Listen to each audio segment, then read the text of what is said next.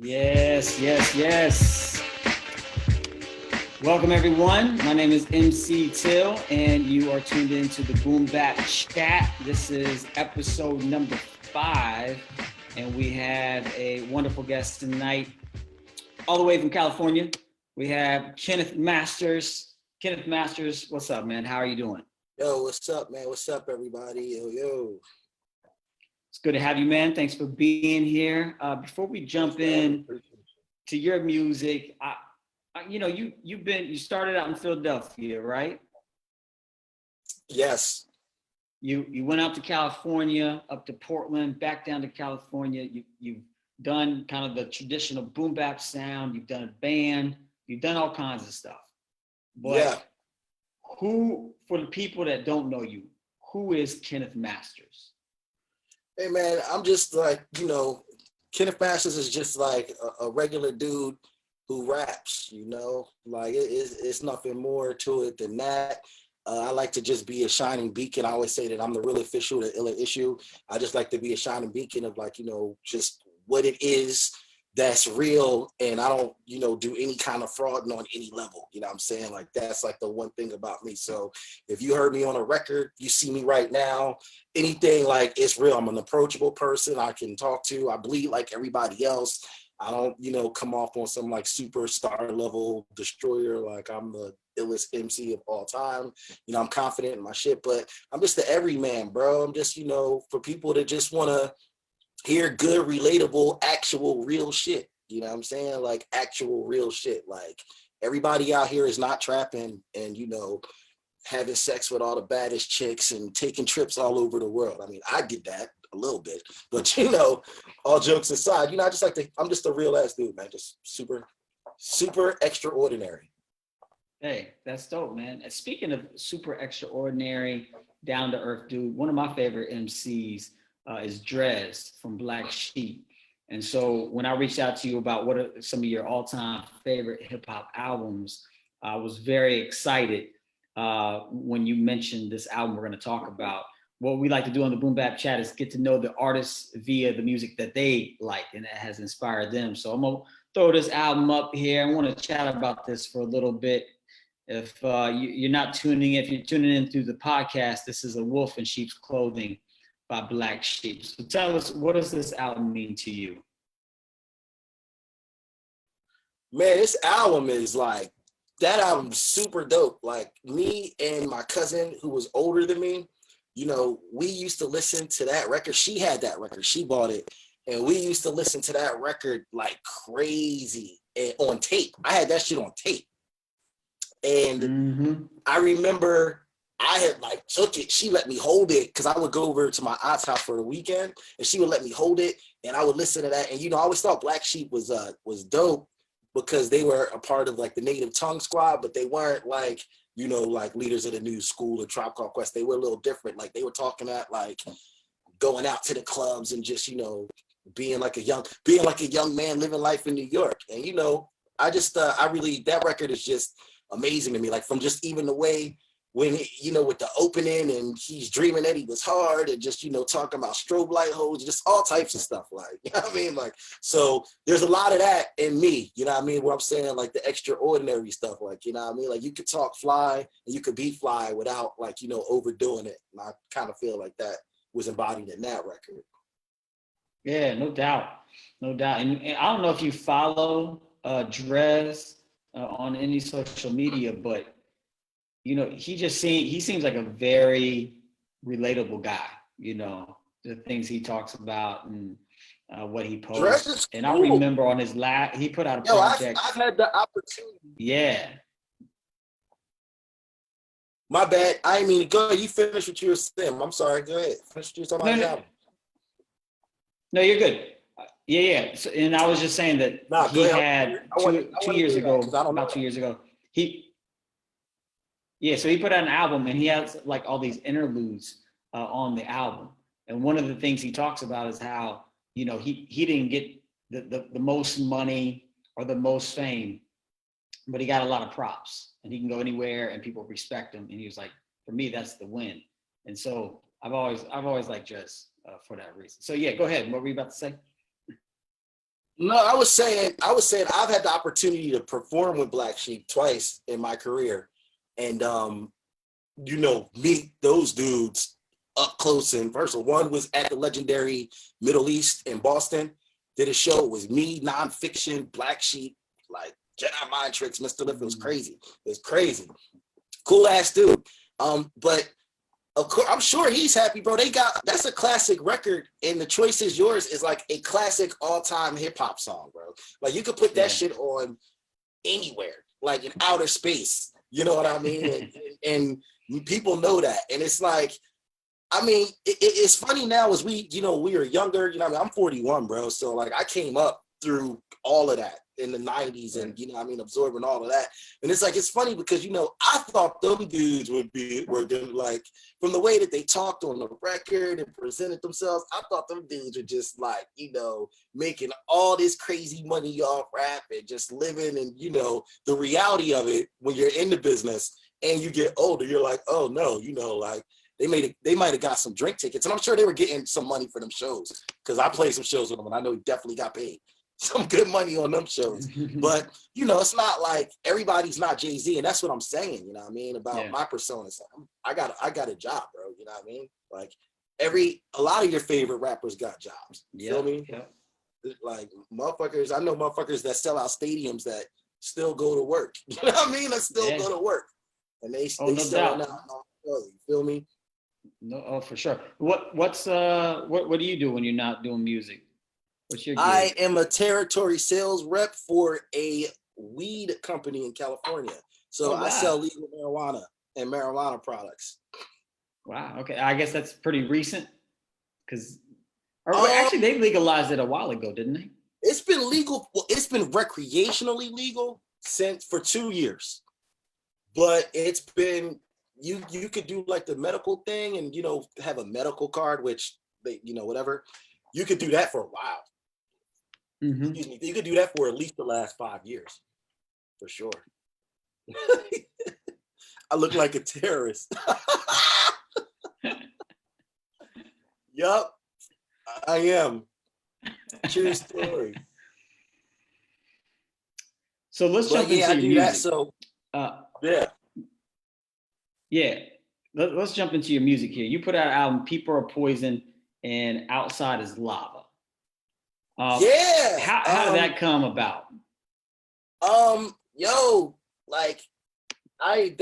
was waking up. It was like during the first 2 weeks of the quarantine pandemic, and I was waking up every morning to like these crazy, ridiculous press conferences that Donald Trump was doing. And, like coming out of sleep, and I would just be hearing like, just all this spectacle and all this crazy stuff. And my homegirl had wrote a post on Facebook titled, People Are Poison and the Outside is Lava. And I was like, yo, that would make a dope, album cover or album title. And she was like, oh, just give me credit when you do it. So I was like, fuck it. I had a bunch of things that I was working on, a bunch of outlines for songs, because I have like so many songs that I usually do, and I just hold on to shit. Like I just hold on to it, or I don't finish it because I'm like constantly, redoing stuff. So I decided I had a group of songs that I was kind of working on. I decided to kind of just finish and wrap them up out here in the pandemic because I couldn't go anywhere.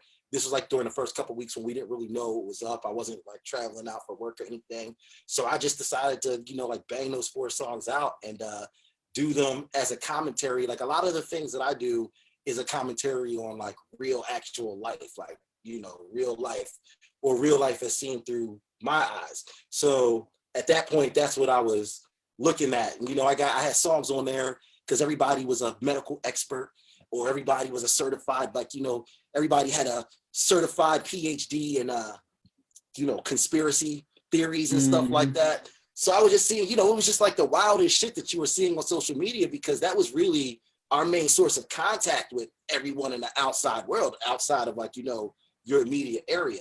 So, I was just seeing things and I was just making commentary like, oh, if you think it's a hoax, then go outside and, if you really think it's a game or people are dying or people are going through fucked up situations and you're making jokes online, shit posting and stuff. So I hope they call for you with no mask and hopefully, you survive that shit. Bottoms up. Yeah. And what about the Doodlebug feature? You know, Planet that caught my eye because I'm a huge Diggable Planets fan. And when you mentioned he was Yo, on the C album, I thought, Knowledge is oh my snap! man. How that come about? Yo, C Knowledge is elementary. No, elementary did a tour with that dude in Europe. That's my man because he's from Philly. We're from Philly, and I came up in a time in Philadelphia, where I know that there's a lot of different pockets of scenes and things that have been going on all throughout hip hop. Every era has something, but during this time and the early millennium, there was nobody I felt like that was fucking with Philadelphia hip hop in our community in general. Like from the Roots and Black Thought, to we had like local squads like Ram Squad, and then you had the state property shit jumping off with Rockefeller, which was like the biggest shit in hip hop at that point. Eve with fucking the Rough Riders. Then you had our little screw crews, Jedi Mind Tricks, and the Army of Pharaohs, Arrakis. All these it was really lit. Even Diplo, you know what I'm saying? Like at that time in Philly, it was just like it was a renaissance, man. And C Knowledge had a group called C Knowledge and the Cosmic Funk All Stars, where it was basically like him in a live band, and he was doing his stuff off Thinkable Planets. And I had played a couple shows with him, and we just built, and he gave me his number. We were building on tracks, but we never worked together. So I had a track from Larange Mellow Music Group, super producer and artist Larange. Big up to Austin, peace. And Yes. that was Digable Planets. It was crazy because Digable Planets is what got him into he was like, that's like one of my favorite groups and stuff. I met him, he came to one of my shows and we became friends, and boom, I got some beats off and whatever. But I had this beat and I was like, oh man, I wanted to use it. And I was like, I could hear Doodlebug on this track. So I remember I recorded it and I sent it to him. And I was a little nervous because I'm like singing and doing all this extra shit on the track. And he got back to me like within 24 hours and was like, yo, dude, he was like, this track is dope in only a way that you can make dope. And I got something for you. And he had a verse and that was it. We had the track. Man, that's ill. It's a dope song too. Now you mentioned I always jack his name up. I always thought it was La Orange. You said it differently though. Larange or Larange. That's forget. Yeah, That's the cat that makes beats with mellow music, right? Yeah.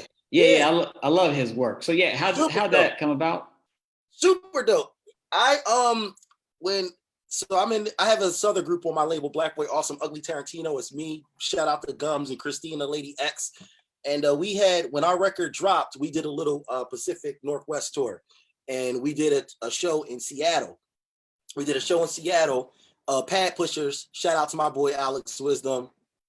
He has like a weekly hip hop night, one like at an art gallery that he does. And he always has people come through there, like Clear Soul Forces, everyone. That's like when you want to go see the hip hop, that's where you go to his night, or that's where you used to go. I don't know if it's still going on with all of this or how he's going to continue, but we had did this show, and this was like around the time when that Larange record, or L Orange as Gums likes to say, L Orange or Larange record came out. The night took us in like family, and I was outside and I was smoking, and he was smoking too. And we had got to talking, like after our set, we had got to talking, and he was like, oh, I feel like I know you from somewhere. And I was like, yo, you look mad familiar too. And then we were just busting it up, and it just came into life. He was like, oh, my name's Austin or whatever. And I was like, oh, my name's K-Mass, whatever. And we were talking, and I was like, wait a minute. I was like, do you do music or something? And he's like, yeah, I do music. And I was like, wait, what's your music thing? And he told me, and I was like, yo, I'm like, because I buy the dude's records, you know what I mean? Like, I'm a fan. Dope. I'm a fan of the dude. And I was like, what the fuck? I was hyped. I was like, you came to my show? And I was like, you came to my show, and we were busting it up. And I was like, bro, I'm gonna hit you up on Facebook. Like, we were leaving. So I was like, yo, I'm gonna hit you up on Facebook because I want to work with you. You know what I mean? And he's like, dope, do it. I hit the dude up, and we just started talking. We started talking about basketball because he's a Charlotte Hornets fan. And he be talking a lot of shit on my Sixers and stuff like that. And we were just, we just started busting it up. And then, we had a somewhat of a business relationship. He sent me like some beats. Like I bought a beat off him. Like the first one I got off him, I bought off him and just continued the relationship because I like to break bread and Yeah. you know. Yeah, he's ill. He's another dude like Drez, where he seems real laid back Super dope. and just that's Bro, he's a he's dope dude. super. I only met him. I talked to him more, online than I do this fucking sun. It's like, sorry, it's the sun is going down over here. It's all And good. it's We can see you well though. yeah, bro. He I talked to him mainly online. Like I've only met him that one time at that show, you feel me? But I talked to him a lot. But yeah, man, he's a super, super, super cool, chill, down to earth dude. Like, you know what I mean? Especially for the level and the quality of the shit that he does. Like, I mean, everybody, we're all people, you feel me? But I've met a lot of hip hop performers and a lot of my own personal idols. And some of them, you know what I mean? You're just like it fucks it up because you feel like you have this rapport and connection with with these artists because you vibe with their music, and then you meet them in person. Like I can tell you stories. I can tell you stories. I'm not gonna do all that, but just just the shit that I see and the shit that I've been around, and just certain artists too, that certain people be like, oh man, these people, and I'm like, yo, man, this dude, I'm not even gonna start. But yeah, he's a cool dude. Yeah, he seems like a cool dude. So going back to your most recent project, People Are Poison and Outside is Lava, what would you say you would like people to take from that album? If there was just like one thing you really want to stand out when people listen to it, what would it be? Just it's a record that I made on a boat, in the middle of the bay. And the one thing to just take away from it is just like easy listening, man. You know what I mean? Like if you want to listen to it and you want to do the dishes or get dressed to it, do that. If you want to listen to it and you want to get hyped, and just vibe out to it, you could do that. The record is adaptable to whatever the situation is that you find yourself in, but it's mainly commentary on what's going on around us now. What's going on around that, whether that is, you can look at it in a positive light, you can look at it in a negative light, or you can just look at it and I don't really care. I just want to nod my head, and just vibe out to the music. But just mainly that. And who did the production on the album? The majority of the production I did on the record. You did, okay. Yeah, the majority of the record. But the first track, Asphalt Galaxies, that was produced by my man 12-Bit. Okay. And then the second song was the fifth I don't even know the name of the song. The fifth season, that was L'Orange, and then all the rest of the songs were produced by me. Dope. And is there as you think about, projects in the future, is there a producer out there that you would love to work with or get beats from? Man, how much time do you got? Tell us some of the producers that you really. I would love to work with the Alchemist. My man Cali Friggs, aka K Slugger. You know what I mean? He works with my big bro Melee Sparks. He's kind of like on that, close to that level beat wise. He works with the Griselda Cats. You know what I mean? Muddy Fatigue, shout out to them. You know what I mean? But Alchemist, I love to work with Madlib. I love to work with Can. Shit, I love to work with Premier. You know what I mean? I love to work with Premier. But man, I like working. I'm actually a collaborative artist. So this record was actually the first project where I did the most of the production, because mostly I like to collaborate with different producers and different people. That's why I did the band thing. That's why I did all of these other things, because I work best in situations when I could collaborate. I can work fine by myself, but there's just a different kind of energy, you know what I mean, that comes into it when you're with somebody like you and your man. You guys produce, you know what I mean? And it's like, it's different if it's you and him, or you could bounce something off him, or he could bounce it off you. You know what I mean? So you mentioned your band, the London Victory Club. London Victory Club. Yeah. What is that? Is that still happening? And what is that? Yeah,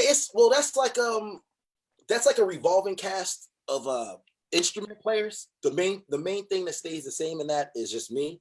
I'm usually the main one. Listen, yeah, it's still happening. That was when I left Philadelphia, and I was just kind of I went kind of through a period where I was just trying to hip hop-ize everything. You know what I mean? I was just trying to put a hip hop stamp or my hip hop stamp on everything. So that was, I always wanted, ever since I fucking heard the fucking Roots and saw the Roots and then saw Diggable Planets with a live jazz band, I always wanted to work with live instrumentation. You know what I mean? I was like, that shit's just so dope. You know what I mean? Like the DJ shit is dope too. You know what I mean? And all that. And I love that though, but there's just something about live instrumentations and players and just all those different moving pieces. So London Victory Club was originally what it was it was just loops that I would pick out, and it would be the live instrumentation played over the loops that I picked out. And then it evolved into like a couple different things, but it's pretty much the only thing that's constant in that is me, and it's just it's still going on. I don't have anything planned for a new project with that. But we'll see in the future. Right now it's kind of up in the air. I'm focusing on other things, but it's still a thing. It's definitely still a thing. That's cool. So we're gonna jump into another segment here in just a moment, but before we do, you mentioned that you have some stuff that you got coming out soon, or stuff you're working on. Like what's next? Oh yeah. I'm working on a commentary, another because the People Are Poison is a part of a series that for as long as so I'm doing another one that I'm going to be dropping shortly called On Tuesday We Riot. So I'm going to be dropping that. I have a project with my man Bofa, German producer, coming out called A Life Less Ordinary, and that's a solo LP that we've been working on. We actually finished and wrapped that up. Those are the ones that's scheduled in the pipeline. I got tentative projects that I'm working on with some other people. I don't want to say anything about them yet because I don't want to jinx anything, but those are like the main ones that'll be coming out. They should be dropping at some point this year. All right, right on. So now we're going to turn over to a segment that we call One Word. And basically, I'm going to show you an album cover. And you, first word that comes to mind, you tell us the first word that comes to mind, and then we can chat about it too if you want. All right. And I'll drink it. So, you know what I mean? I ain't going to try. I ain't going wild out too. For folks who are just listening to the podcast. All right, so first album right here, Balloon Mind State by De La Soul. What's the first word that comes to your mind? Break of Dawn, man. Break of Dawn. My God.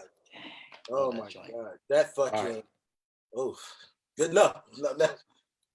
Don't get me started. No, that's a good one. Break of Dawn, that's the first word. Love that joint. All right, Merci Beaucoup by Rock Marciano. Oh my God. The first Raw. The first word that comes Raw. That was the first record that I really started fucking with Rock Marciano on. Because I consume music by vinyl a lot. Like I do the digital thing, but if I can't buy it, and I remember I would always go in the store and I would see that shit. And I was like, let me just buy this shit. You know what I mean? I heard about the bull. I know a little bit of stuff, and I heard that shit. Raw. The first word is raw. That shit is. Yeah, I feel like this one kind of goes under the radar a little bit. Like he has his other releases, like Marsburg. People, herald that as a classic. Yeah. But this one was just kind of like there wasn't a lot of promotion around it. It just like popped up one day. I was like, oh snap! And yeah, bro, I put that shit on my Instagram, my IG, and I was like, yo, this record is a fucking classic. And him and his management team like that shit.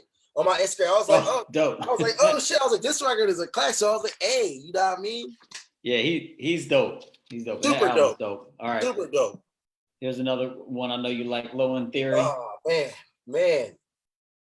That record, intro. Because the way that record just starts out where you don't hear nothing but the music and the and then back in that intro like that. I have like spent my entire career just chasing that feeling. Like when you first put the fucking record on and what you first hear, and it's because of that record for sure. Yeah, I feel that. All right, since you're out there in California in the Bay, how about this album right here, Hieroglyphics, Third Eye Vision? Oh man, Hieroglyphics, Third Eye Vision. That is like era.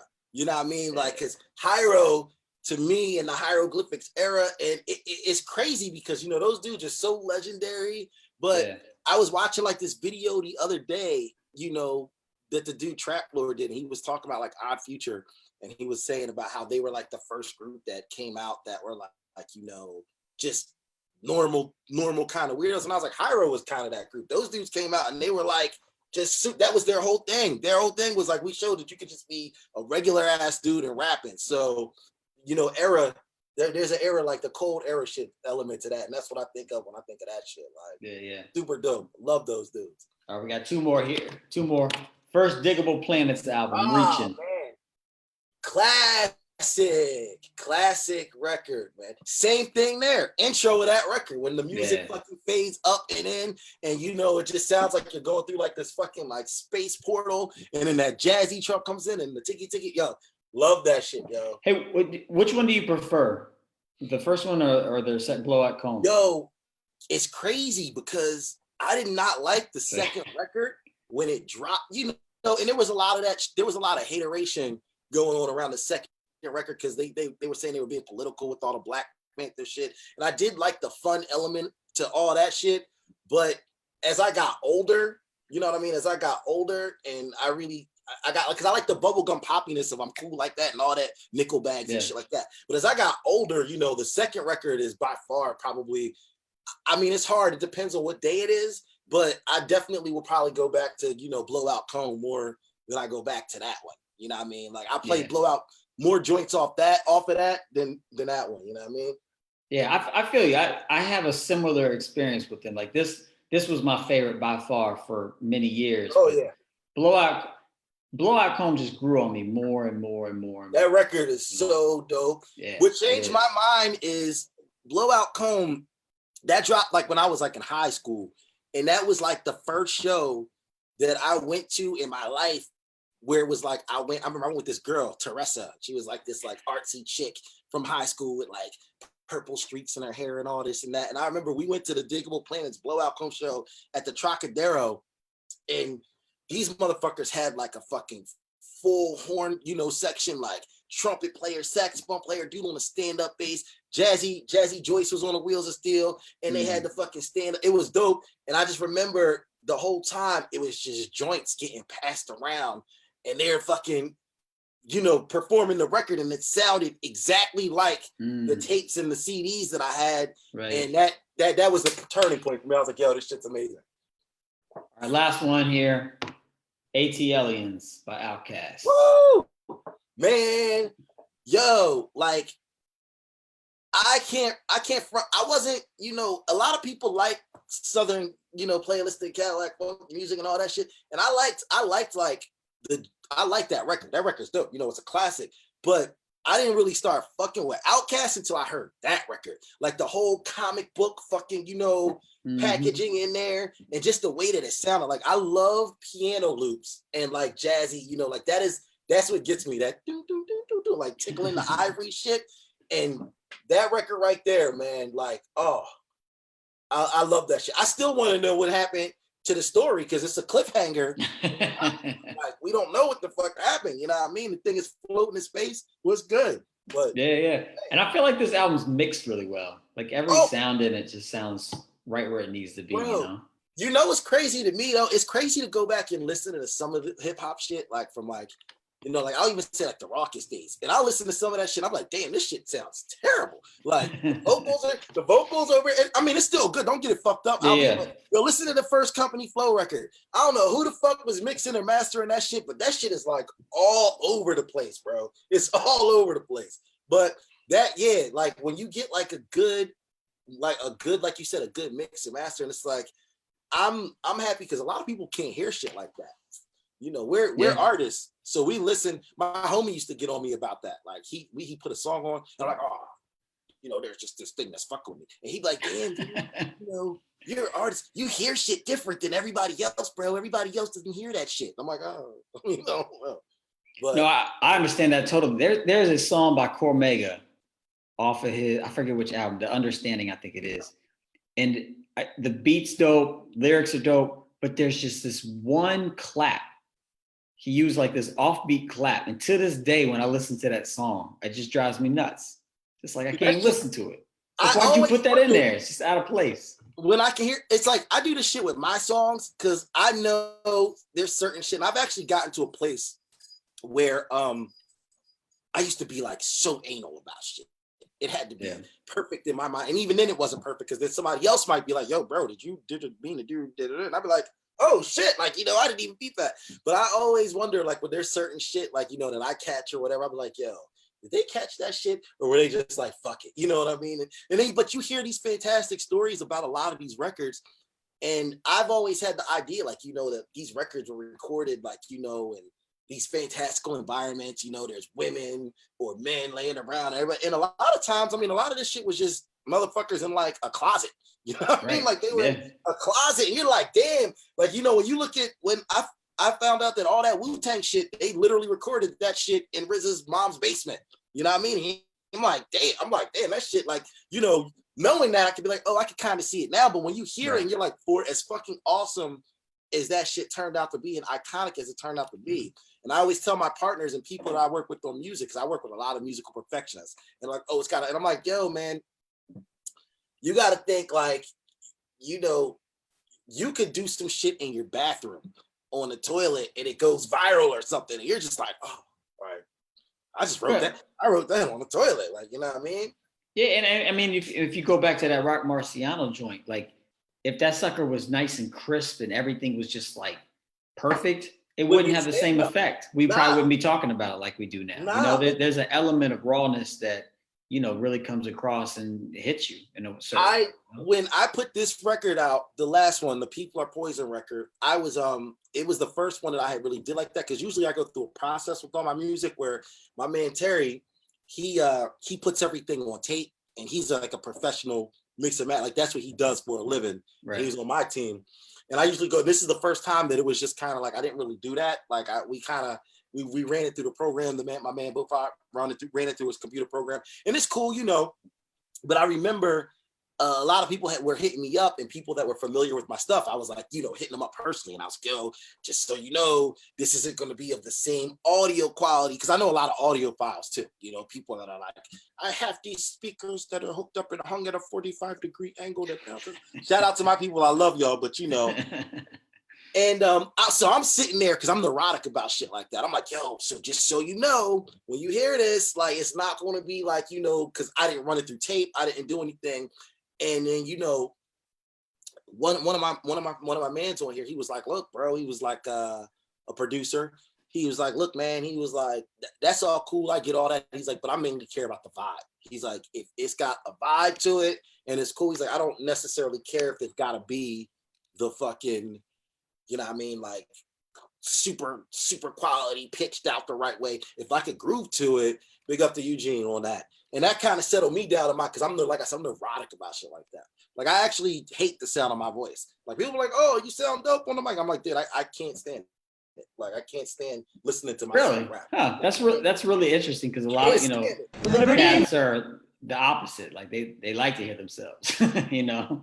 Like no, I like what I write. I like what I write, you know what I'm saying? And but it's like when I listen to how my structures come together. My voice, I hate it. I like can't stand my voice. Okay, all good. All right, so at this point in time, we're gonna move into the Q&A part. You can unmute your mics at any time. You have that ability. If you have a question that you want to ask the Kenneth Masters, we talked about a lot of classic hip hop in here. If you just want to make a comment, just chat about hip hop, whatever you want to do is fine at this time. We're just going to hang out for a few minutes and just chit chat. So if you want to chat, just unmute your mic and say what's up. Tell us something. Fire away. That's right. Or don't fire away. We could fuck around and talk. Yo, do you play video games, bro? Nah, I used to when I was younger, but like before you had kids. Before I had kids, I just kind of phased out of it. But I assume you do. Oh, yeah. I play video games like crazy. I play video games like crazy. Yeah. That's dope. Have you been following there's been a lot of talk. Oh, here we go. Elementary, what's up, man? You want to say something? He's got his hand up. Yeah, I'm sorry. I was finding a way to unmute myself. I'm not very good at this Oh, technological thing. So thank you. Thank you. you're We're you're good, old, man. bro. You're We're good, man. What's old. This up? is, this is not our Yeah, way. well, this is not our wave. That is exactly right. First and foremost, I just want to say peace to K. Yeah, I mean it's been a minute, so I'm very happy to Man, hear it's my good to brother hear your voice, making bro. music. Yeah, indeed. So I'm very happy to hear new music from Kenneth Masters. It's been my lifelong goal to raise the flag for this brother because I think he is one of the dopest MCs on planet Earth, and I've been blessed to be around him for a long period of time. So it's great to Oh hear man, new thanks, music. man. So you're welcome. So just a quick question I have for you, Kay. I know a lot of people in our circle, we talk minus K. We don't talk when K's around, but we talk about K was one of the first cats I really know that like vibed with the indie sound, like the indie rock sound. A lot of his style choices for like clothing and just his different sounds and just slang and whole aura. We found a lot of MCs that ran with that style. So me and Melee talk all the time. We're like, oh, they okay for what they took from K. So K, I just wanted to ask, do you feel that is the truth? Because people know around the industry about Kenneth Masters. If anyone thinks that this brother is like an indie artist or new or something like that, he's been around for a long time, released a lot of 12 inches. He's had interest from other labels. Do you feel that, Kay? Do you feel that people have taken your style and your swag and Um, and some of your aura? Man, it's crazy because a lot of people say stuff like that to me. Like my cousin always says that. He's like, "Oh man, when I see these cats like dyeing their hair and wearing all these clothes, I'm like, yo, my cousin was doing that like, like 15 years ago." And I know you and Ra Melee and everybody. I don't really, bro. I don't really think too much about it because I'm still me, and I like to just do what's fly to me.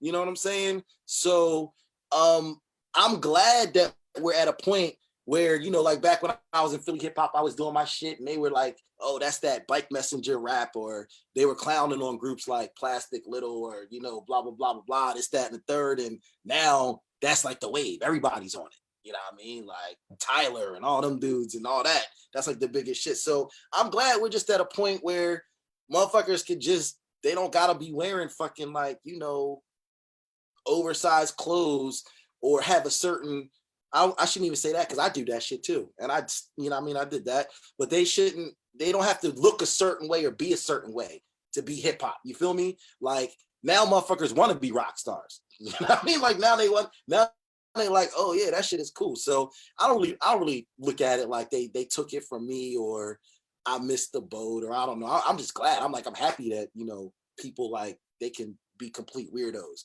I mean, I wouldn't have taken it as far as some of these young boys is taking it, but hey, more power to them. You feel me? You mentioned fashion. If someone else has a question, get it ready. I just finished reading this book called Yes, Yes, Y'all, and it's about the beginnings of hip hop. And they interviewed. Are you familiar with this book? Oh no, but I know the beginnings of hip hop and the fashion. Them dudes were on some wild shit. They were on some yes. They were on the disc. It was the disco shit though. You know what I mean?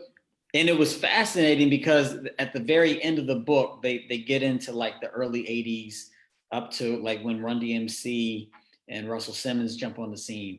And they're talking about how like it was an end of an era with Run DMC. Like they came in just, wearing Kangos and shell toes and just regular stuff. Yeah, and it was really interesting to hear the cats that started it, talk, because it was just it's a book where they just interview these cats. And so it's interesting to read those folks that started hip hop, how they noticed like, oh shoot, we can't take this any further. Yeah. These other cats are taking it where we can't take it. It's just fascinating, and how hip hop, fashion in hip hop has kind of changed and revolutionized. It's always been, in hip hop, man.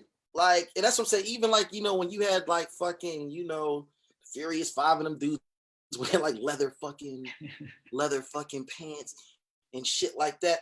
yo, it's like you always had to be thorough in your own route. You know what I'm saying? It's like, and you know, to touch up on what my brother elementary was saying, it's like I always operated under the point where it's like, you know, when we were coming up and you know, we came up in a time where it was like the golden era of the shit, you know what I mean? Lyricists, spitting, ciphers, this and that.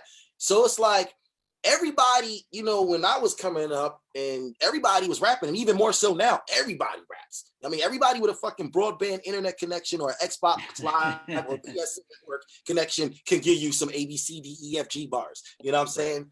So I always looked at it like, what's the next step to separate myself from this room full of, you know, people. So we first, like he said, I like actually calmed my shit down a lot.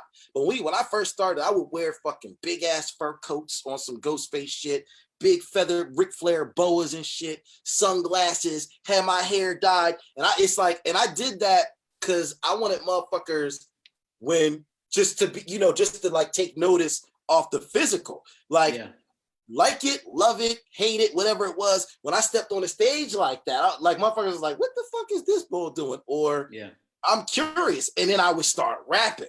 And then it was like, oh shit, like this, you know, like, so that was the whole thing. And that's where I said that's why my like extraordinary vibe came off of, because it would be so many people that even would come up to me back then and would be like, yo, you know, because I used to always wear shirt and ties and stuff. And, you know, motherfuckers would be like, you sound like you're a lawyer and you dress like, you know, kind of preppy when you rap, but you spit bars.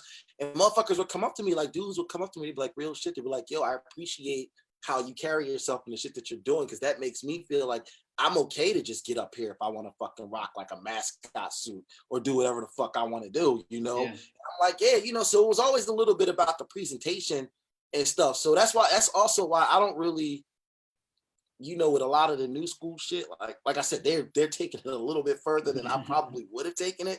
But, you know, my man Brizmatic, you know what I mean? Big up to the Bull Briz, you know what I mean? Arrakis, rest in peace. He used to always say, you can't stop dopeness. If something is dope, it's dope. Yeah. It don't matter what you're wearing, how you sound, what you're doing. If it's dope, people gravitate towards dopeness, you know? So, you know, and you gotta think, you gotta think about that like that. Like, I mean, even the motherfuckers that's rocking just Air Force Ones and a t-shirt, like that's still a part of what they identify with. You know what I mean? Right.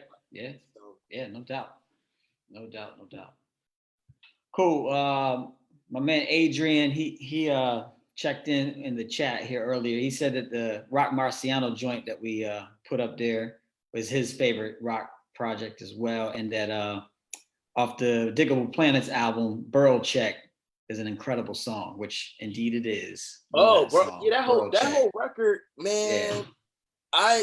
You know, I'm just happy for hip hop and like, you know, I remember back when with all the times in elementary and stuff like that, we're reminiscing over. I was Mr. Four Elements. You know what I mean? I was Mr. like, it's gotta be about the four elements. And it's like, you know, I know because we're part of the underground hip hop group, and you know, on that there's a lot of that, like, oh, mainstream version. I was that dude. I was, if it was played on the radio or if it was popular, I wasn't fucking with it. Oh no, oh fuck that, you know. And then like, you know, and that's cool. I don't want to disparage anybody or anything like that. If that's your vibe, that's your vibe. But as I got older, you know, it's like, it's amazing that we came up and we got to hear Biggie and, you know, Far Side and Diggable Planets and all this shit on the radio, man. Like, you look at the radio now, bro. Like, they not playing no types of shit. Like, look, all the shit that we like and the shit that is classic to us now would get no play, because that was like underground, independent type shit. You know what I'm saying? Like, Biggie might get played right now, you know, that Biggie shit, because that was like kind of the start of it, which is still dope. But a lot of that early shit, like, they're not playing Delta Funky fucking Homo Sapien on a fucking radio right now. Are you kidding me? That shit is getting no run. They not playing Scenario on the fucking radio, right? That shit is getting no run on popular radio. So I'm curious to know what you think about this. I feel like with the rise of a group like NWA, the record labels, the gatekeepers at the time, they realized they can make more money off of a more rebellious sound like a NWA. And so my observation of what happened was the gatekeepers, the program directors, record labels, they started to just promote that would make them more money, which narrowed the perspective in hip hop to the masses. And so even though you still had a very diverse hip hop music from the beginning up until now, just the stuff that's getting through in the popular realm was a very narrow focus because it was just focused on making money, not from the artist perspective, but from the gatekeeper's perspective.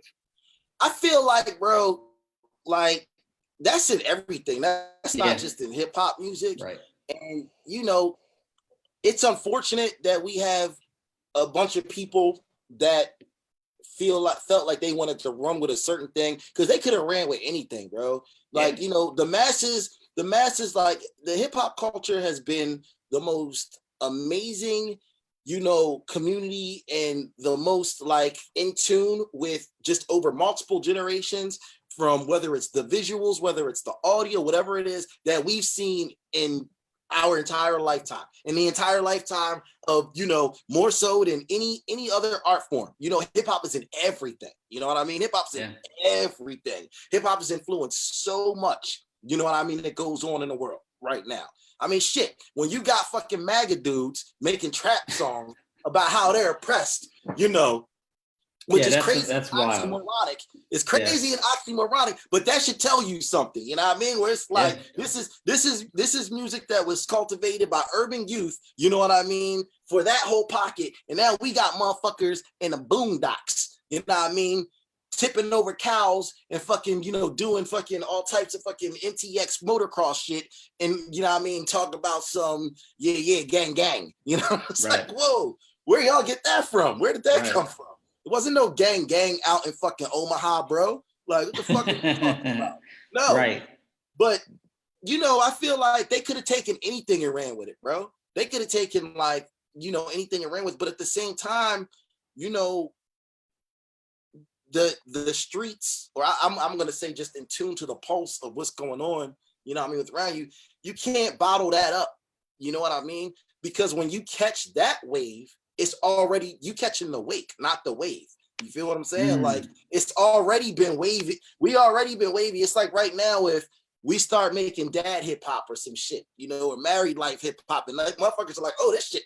Oh, finally we got some dudes doing some or some people doing this. And then that becomes a thing. It's like, well, it was already there before it got to a point. So, I used to be able to write fucking like college dissertations on the merits of that. I'm just happy that, we are at a point where I don't want to say where it's exploitative or people do that, but people do take notice. Like, the thing that makes me upset is I feel like a lot of people that get involved in that for whatever reason, I'm upset more on that side. You know what I mean? I'm upset more on that side. Like, I don't begrudge anybody from trying to get paid, change their lives, or even clout chase to a certain degree. You know what I mean? Right. You post something, your shit go viral, and all of a sudden, okay, like, work that angle. But I feel like a lot of people, and I don't know this, I don't have any kind of empirical evidence, but I feel like a lot of people outside of our bubbles and circles, they aren't really in tune with the pulse of the culture. And that's why we have a lot of like these disagreements. Like, in order for us to agree on things, we have to have somewhat of an established level of what is the facts. Like, if I tell you that water is not wet because you can dry it off, and you say no, water is wet, we're never going to agree. You know what I mean? Like, we're never going to agree if we are saying two different things. And that's how I feel with what it is. It's like, I don't give a fuck about underground or mainstream or all that, because dope is dope to me. And I love the fact that we get shows like Power from 50 Cent or Empire. And that shit is corny in a certain extent, but I love, like, because they wasn't doing that shit like 10 years. You feel what I'm saying? Like, they wasn't doing that. So I'm good there, but I feel like I just wish a lot of people got more into the culture, like in a selfless way and not in a selfish way. Yeah. Because I feel like a lot of people are into the culture because it's like not what hip hop can do you know, for you, but, you know, or for what you can do for hip hop, but what it can do for you. You know what I mean? It's like, I'm going to utilize this to get this or to get that or to go here or to go there.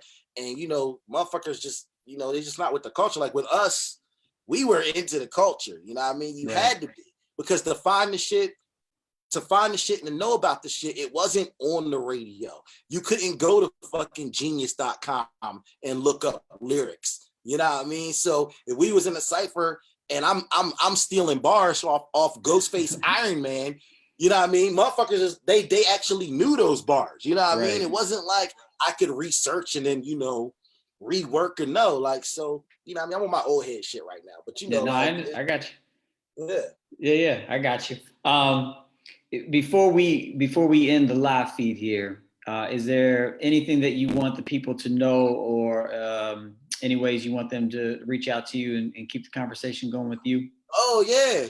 You can check me. I'm Kenneth Masters /Flyjaw on Facebook. I'm banned on Facebook right now for going off on racist in the Ahmaud Arbery killing. You know what I mean? Zuckerberg is cool. His algorithms are cool with people using the N-word and acting crazy, but if you call somebody a cracker, you get a ban. So, you know, just watch out for that. You can get me on Facebook though. I'm super active on social media. On Instagram, it's Kenneth_Masters. You can check out blackboyawesome.com, where you can listen to and stream People Are Poison and Outside is Lava for free, or you can purchase a download. It's also on Bandcamp. It's just Kenneth Masters, all one word, .bandcamp.com. You know, on SoundCloud, I don't really use SoundCloud too much though. Yeah, check that out. I also got Ugly Tarantino vinyls on the site for my group. You know what I mean? We got a couple of them left. So check that out. Big ups to my fam. You know what I mean? Elad, Elementary, both are, you know what I mean? Christina, Lady X, my man Gums, everybody. C Knowledge, aka Doodlebug, you know what I'm saying? Everybody big up. Right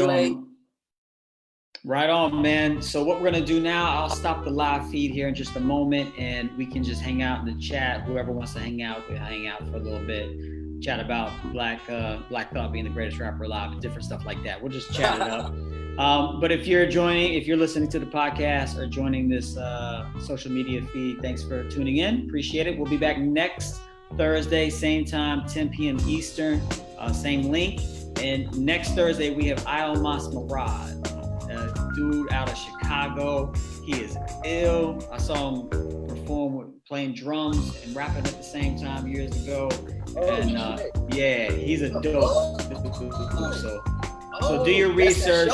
Google Almas Marad. I'll put his name in the chat here.